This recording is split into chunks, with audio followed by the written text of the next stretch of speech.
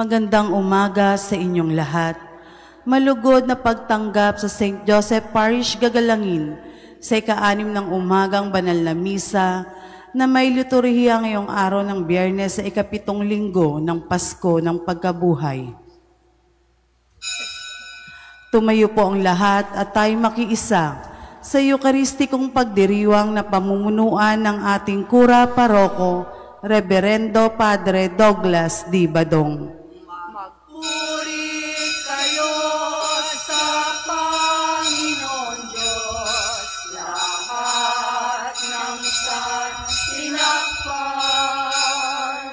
Magsiawit kayo at siya'y pagdamal, magpakailanman.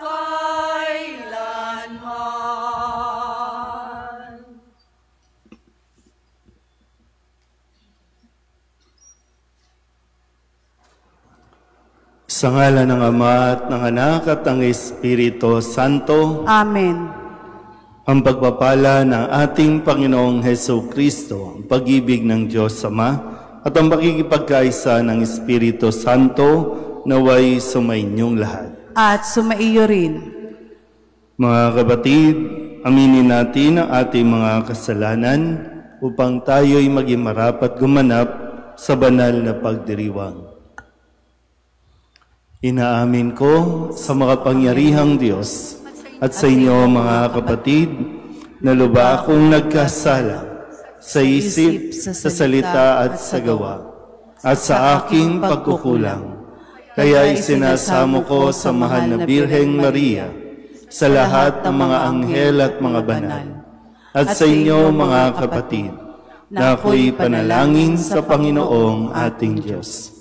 Kawaan tayo ng makapangyarihang Diyos, patawarin tayo sa ating mga kasalanan, at patnubayan tayo sa buhay na walang hanggan. Amen. Panginoon, kaawaan mo kami. Panginoon, kaawaan mo kami. Kristo, kaawaan mo kami. Kristo, kaawaan mo kami. Panginoon, kaawaan mo kami. Panginoon, kaawaan mo kami. Manalangin tayo. Ama naming makapangyarihan, binuksan mo para sa amin ang pinto ng kalangitan sa pagluluklok mo kay Kristo sa iyong kanan at sa pagdudulot ng Espiritu ng kaliwanagan. Ipagkaloob mo sa pagsasalo namin sa iyong bigay, ang aming katapatan ay lalong madagdagan at kami sumapit sa kapupunan ng pananalig na tunay sa pamamagitan ni Hesus Kristo, kasama ng Espiritu Santo, magpasawalang hanggan. Amen.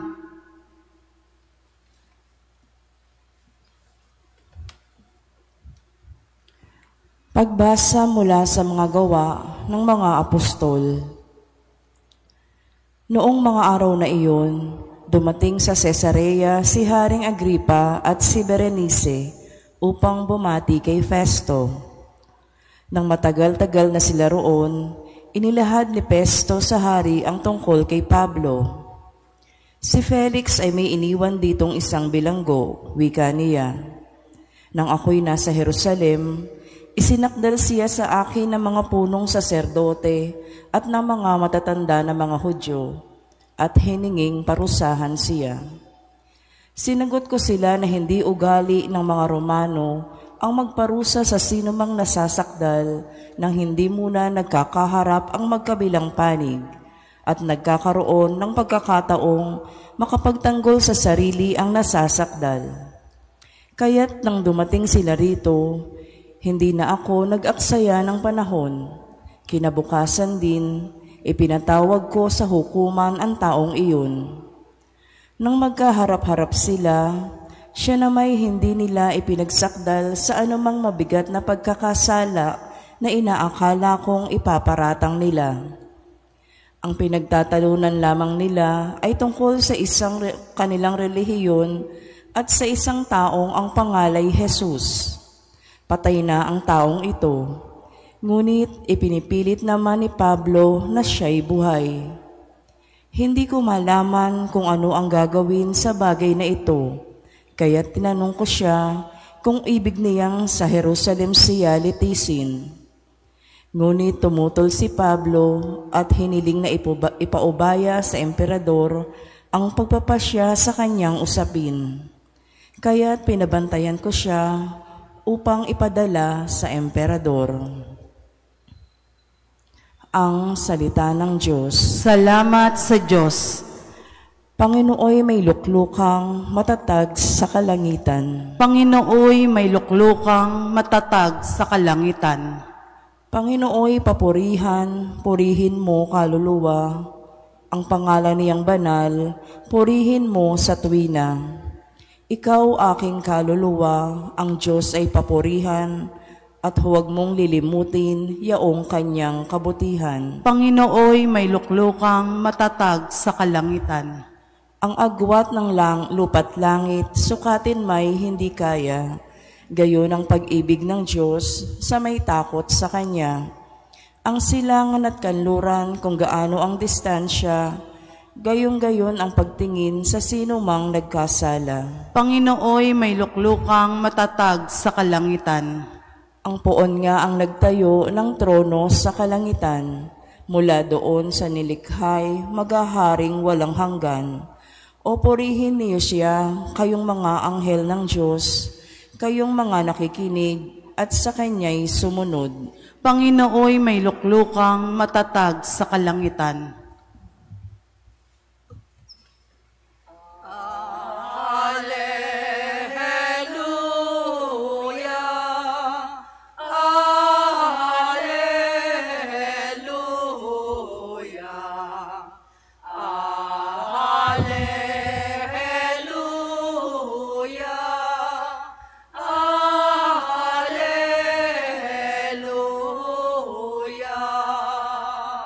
Espiritu'y magtuturo ng aral at pagkukuro ni Jesus na ating guro.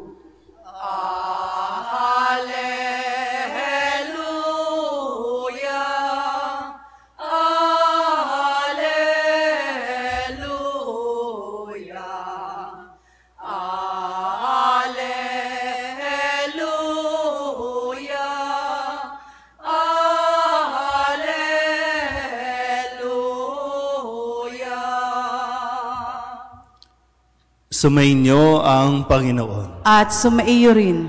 Ang mabuting balita ng Panginoon ayon kay San Juan. Papuri sa iyo, Panginoon.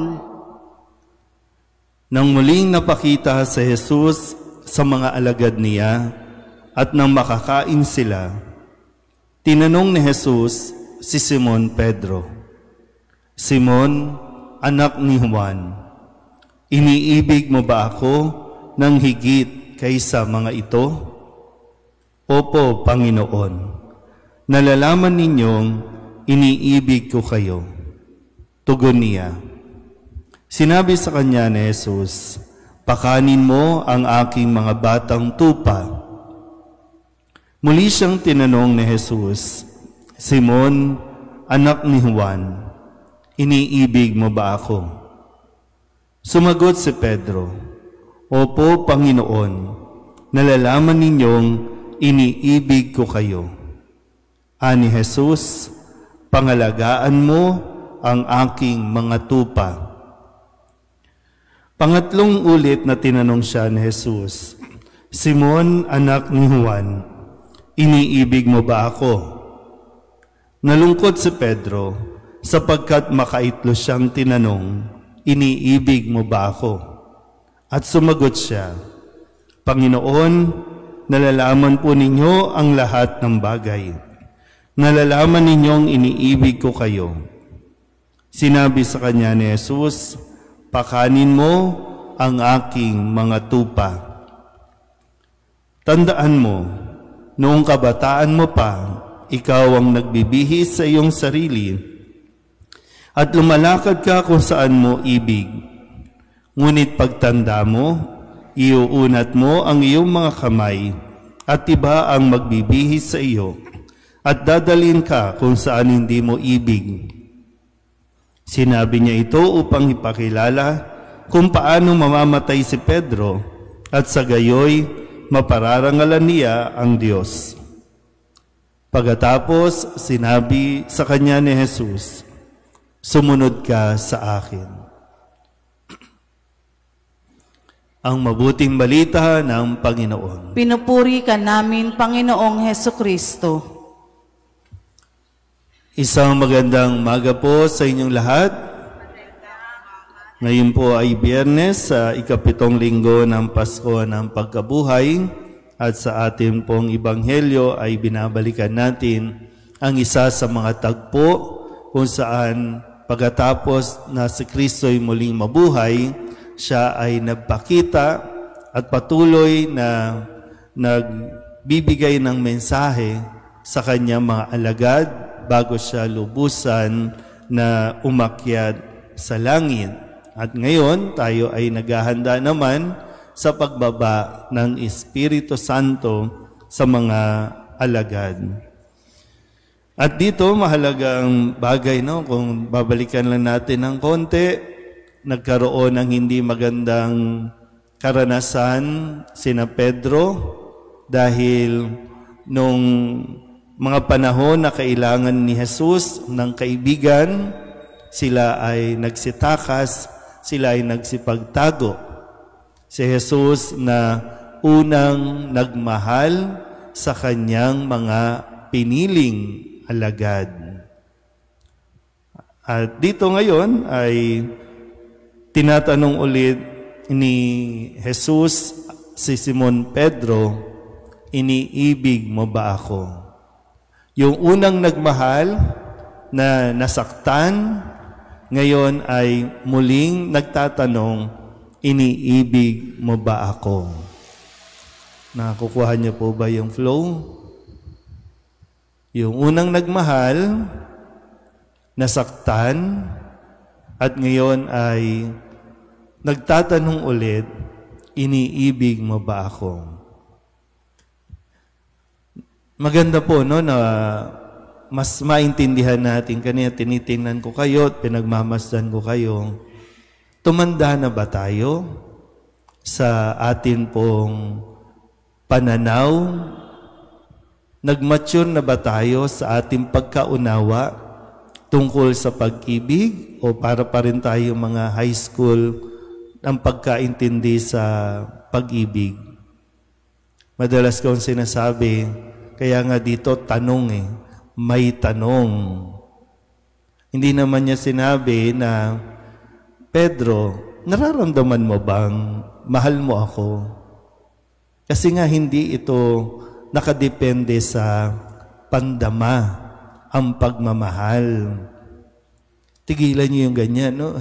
Tumitibok ang puso ko. No? Magpa-check up ka kung tumitibok ang puso mo. Pero hindi yan yung, tumitibok ang puso ko, mahal ko siya.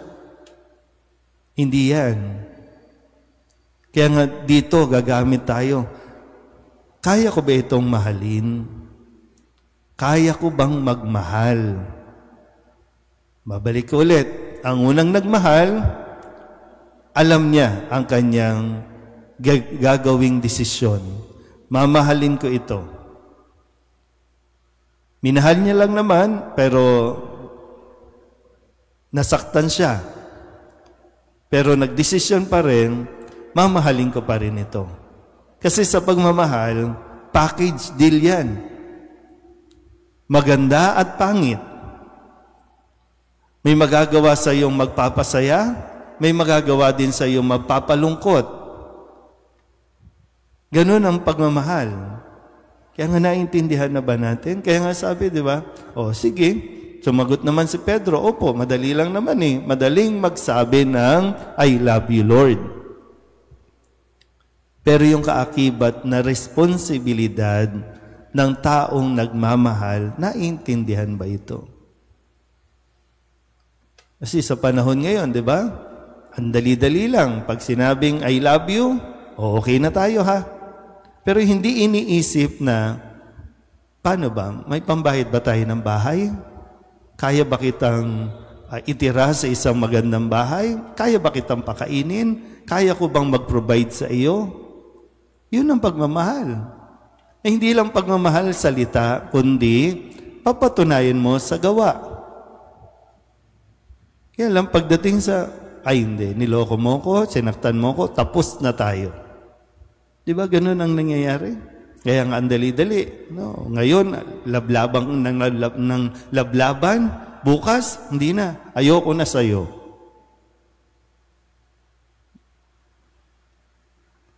Ang pag-ibig ay hindi lang salita. Kailangan ipinapakita sa gawa. Kaya marami ang nadidisappoint, lalo sa inyo, lalo sa mga mag-asawa, mga magjowa, nadidisappoint. Kasi hinahanap, gustong makita sa gawa. Kasi puro lang ngaw-ngaw, miyaw-miyaw ng miyaw-miyaw. Hindi pwedeng salita lang. Patunayan mo. Ipakita mo din sa gawa. Paparinig mo, pero ipapakita mo din sa gawa. At sila Pedro at ang iba pang mga alagad, matapos silang maintindihan ang tunay na kahulugan ng pagmamahal, kaya nga kahit sila ay usigin, patayin, nanatili na silang nagmamahal kay Jesus. Napakahirap ng kanilang pinagdaanan, pero nagdidesisyon din at nagdesisyon silang manatili sa pagmamahal ni Kristo. Sana ganun din tayo, no?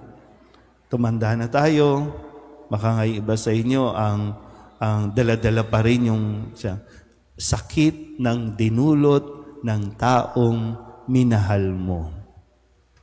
Kaya hanggang nagdadrama pa rin, di ba, no? So, kung nandoon ka pa rin sa stage na yan, dahil pinalitan ka, iniwan ka, ng minamahal mo, ay baka hindi mo pa talaga tunay na nauunawaan ang salitang, mahal mo ba ako? Amen?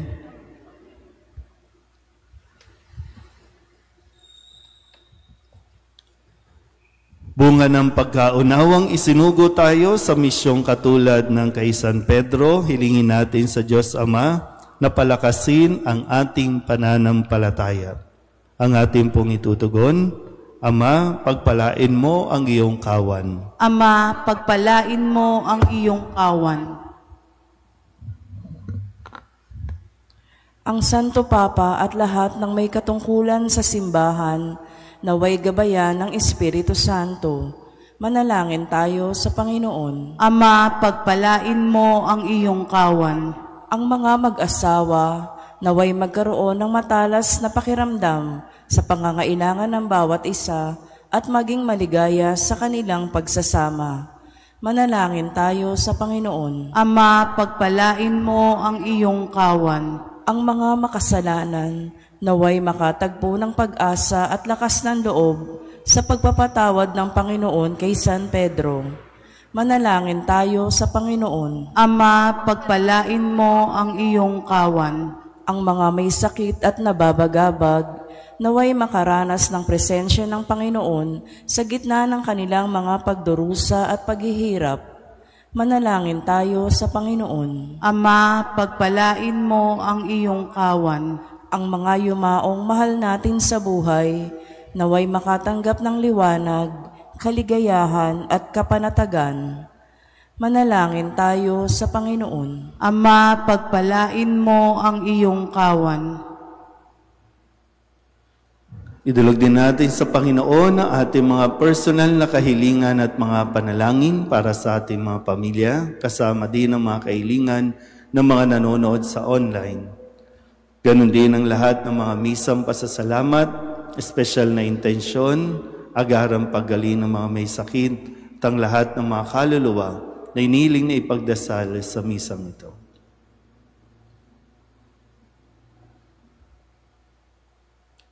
Ang lahat ng ito iniling namin sa ngalan ni Kristong aming Panginoon. Amen.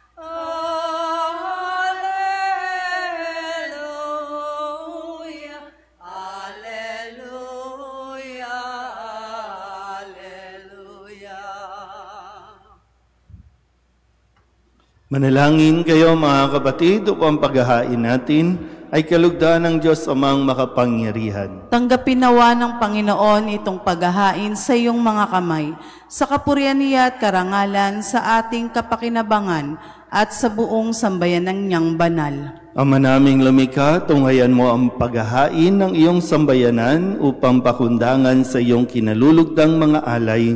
Ang aming kalooban ay gawing dalisay sa pagdating ng Espiritong Banal sa pamamagitan ni Jesucristo kasama ng Espiritu Santo magpasawalang hanggan. Amen. Sumainyo ang Panginoon. At sumaiyo rin. Itaas sa Diyos ang inyong puso at diwa. Itinaas na namin sa Panginoon. Pasalamatan natin ang Panginoong ating Diyos. Marapat na siya ay pasalamatan. Ama naming makapangyarihan, tunay ngang marapat na ikaw ay aming pasalamatan sa pamamagitan ni Jesucristo na aming Panginoon. Noong siya'y muling nabuhay, siya'y nagpakita sa mga alagad niyang mahal. Samantalang siya'y kanilang kapisan, siya'y umakyat sa kalangitan. Sa kanyang pagluklok sa kanang kamay mo, kaming mga kapwa niya'y di na rin iba sa iyo. Kaya kaysa ng mga anghel na nagsisiawid ng papuri sa iyo, nang walang humpay sa kalangitan, kami nagbubunyi sa iyong kadakilaan. Santo, Santo, Santo, Panginoong Diyos ng mga hukbo, napupuno ang langit at lupa ng kadakilaan mo. O sana sa kaitaasan, pinagpala ang naparirito sa ngalan ng Panginoon. O sana sa kaitaasan. Ama naming banal, ikaw ang bukal ng tanang kabanalan. Kaya't sa pamamagitan ng iyong Espiritu, gawin mong banal ang kaloob na ito upang para sa aming maging katawan at dugo ng aming Panginoong Jesucristo. Bago niya pinagtiis ang kusang loob na maging handog, hinawakan niya ang tinapay, pinasalamatan kaniya, pinaghati-hati niya iyon, iniabot sa kanyang mga alagad at sinabi, "Tanggapin ninyong lahat ito at kanin, ito ang aking katawan na ihahandog para sa inyo."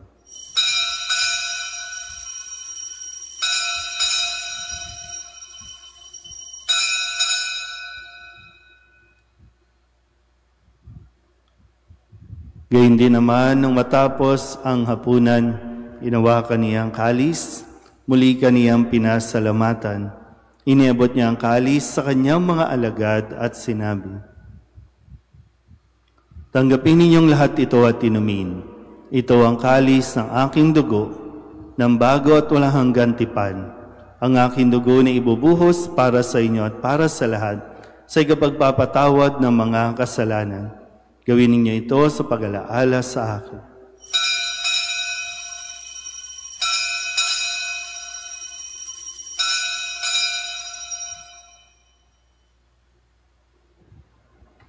Ipagbunyi natin ang misteryo ng pananampalataya. Si Kristo'y namatay, si Kristo'y nabuhay, si Kristo'y babalik sa wakas ng panahon. Ama, ginagawa namin ngayon ang pag-alaala sa pagkamatay at muling pagkabuhay ng iyong anak. Kaya tiniaalay namin sa iyo ang tinapay na nagbibigay buhay at ang kalis na nagkakaloob ng kaligtasan. Kami nagpapasalamat dahil kami iyong minarapat na tumayo sa harap mo para maglingkod sa iyo. Isinasamo namin kami magsasalo-salo sa katawan at dugo ni Kristo ay mabuklod sa pagkakaisa sa pamamagitan ng Espiritu Santo. Ama, lingapin mo ang iyong simbahang laganap sa buong daigdig. Puspusin mo kami sa pag-ibig kaysa ni Leon na aming Papa at ni Jose na aming obispo at ng tanang kaparian. Alalahanin mo rin ang mga kapatid naming nahimlay na may pag-asang sila'y muling mabubuhay, gayon din ang lahat ng mga pumanaw. Kawaan mo sila at patuloyin sa iyong kaliwanagan. Kawaan mo at pagindapating kaming lahat na makasalo sa iyong buhay na walang wakas. Kaysa ng mahal na Birheng Maria na ina ng Diyos, ng kabiyak ng puso niyang si San Jose, kaysa ng mga apostol at ng lahat ng mga banal na namuhay dito sa daigdig ng kalugod-lugod sa iyo, may pagdiwang nawa namin ang pagpupuri sa ikararangal mo sa pamamagitan ng iyong anak na aming Panginoong Hesu Kristo. Sa pamamagitan ni Kristo, kasama niya at sa Kanya, ang lahat ng parangal at papuri ay sa iyo, Diyos amang makapangyarihan, kasama ng Espiritu Santo, magpasawalang hanggan.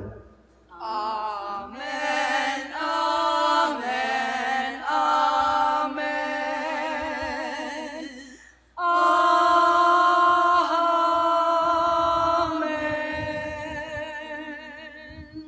Amen, amen, amen.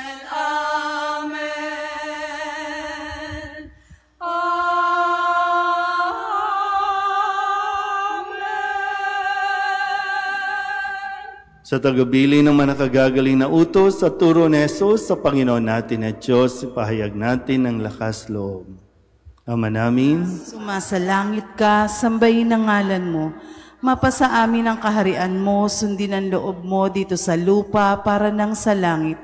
Bigyan mo kami ngayon ng aming kakanin sa araw-araw at patawarin mo kami sa aming mga sala para ng pagpapatawad namin sa nagkakasala sa amin. At huwag mo kaming ipahintulot sa tukso at iadya mo kami sa lahat ng masama. Amen. inihiling namin kami iadya sa lahat ng masama, pagkalooban ng kapayapaan araw-araw, iligtas sa kasalanan at ilayo sa lahat ng kapahamakan. Samantalang aming pinananabikan ang dakilang araw ng pagpapahayag ng tagapagligtas naming sa Jesucristo. Sapagkat iyo ang kaharian at ang kapangyarihan at ang kapurihan magpakailanman. Amen. Panginoong Jesucristo, sinabi mo sa iyong mga apostol, kapayapaan ang iniiwan ko sa inyo, ang aking kapayapaan ang binibigay ko sa inyo. Tunghayan mo ang aming pananampalataya at huwag ang aming mga pagkakasala. Pagkalooban mo kami ng kapayapaan at pagkakaisa ayon sa iyong kalooban, kasama ng Espiritu Santo, magpasawalang hanggan. Amen. Ang kapayapaan ng Panginoon ay laging sumainyo. At sumaiyo rin. Mabigayan po tayo ng kapayapaan sa isa't isa. Kordero ng Diyos na nag-aalis ng mga kasalanan ng sanlibutan, maawa ka sa amin. Kordero ng Diyos na nag-aalis ng mga kasalanan ng sanlibutan, maawa ka sa amin. Kordero ng Diyos na nag-aalis ng mga kasalanan ng sanlibutan, ipagkaloob mo sa amin ang kapayapaan. Ito ang kordero ng Diyos. Ito ang nag-aalis ng kasalanan ng sanlibutan. Mapalad ang mga inanyayahan sa kanyang piging. Panginoon, hindi ako karapat-dapat na magpatuloy sa iyo, ngunit sa isang salita mo lamang ay gagaling na ako.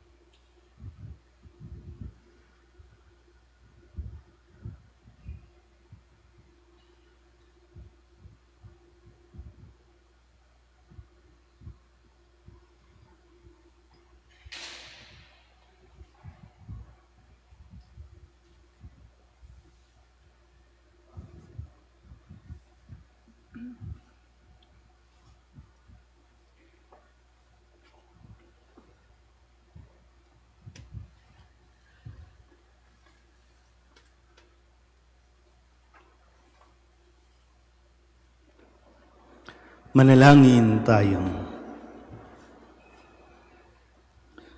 Ama naming mapagmahal, sa pagkadalisay mo sa amin at sa pakikinabang sa ginanap namin ngayong pagdiriwang, ipagkaloob mong ito ay maging pagsasalo sa patawad at buhay na sa aming kaloob mo. Sa pamamagitan ni Jesucristo, kasama ng Espiritu Santo, magpasawalang hanggan. Amen. Sumainyo ang Panginoon. At sumaiyo rin. At pagpalain kayo ng makapangyarihang Diyos, Ama at Anak at Espiritu Santo. Amen. Tapos ang banal na misa, humayo tayo sa kapayapaan ni Kristo. Salamat sa Diyos. Magandang umaga po.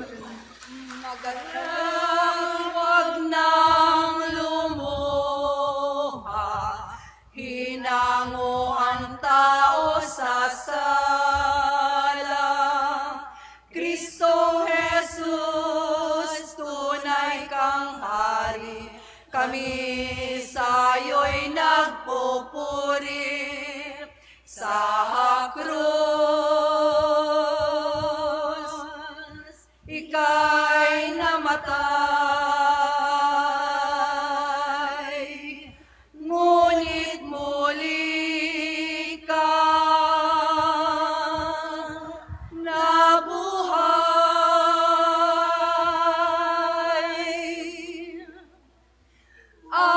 Hallelujah, hallelujah, hallelujah.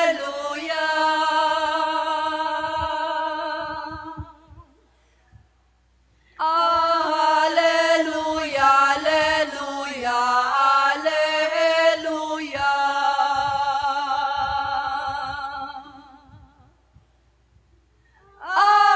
Hallelujah, hallelujah, hallelujah.